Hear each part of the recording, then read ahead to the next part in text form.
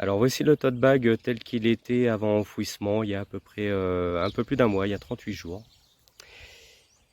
Et voilà le résultat après avoir enterré ce tote bag à peu près 10-15 cm de profondeur dans différentes parcelles. Donc ici c'est une parcelle en agriculture biologique dans la Sarthe, irriguant goutte à goutte.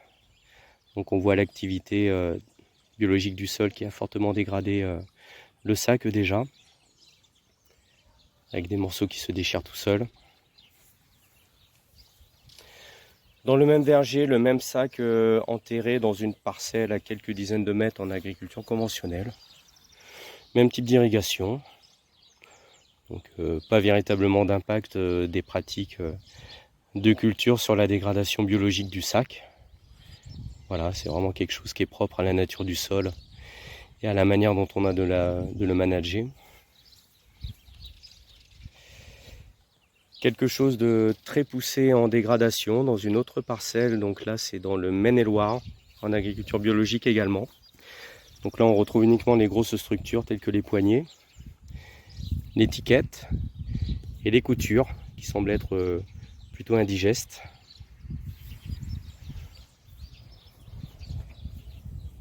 La même chose dans une quatrième parcelle, donc toujours dans le Maine-et-Loire, dans un autre secteur, des sols plus légers, plus réactifs, et une parcelle qui dispose d'une double possibilité d'irrigation, donc soit du goutte à goutte, soit de l'aspersion. Donc là effectivement il y a une aspersion, ça permet de maintenir des conditions de sol plus propices à la dégradation, à l'activité biologique du sol, avec des horizons plus humifiés.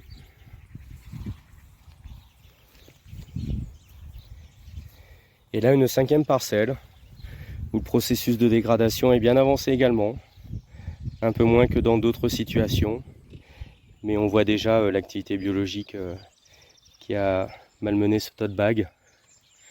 Voilà, avec une fragmentation très très forte.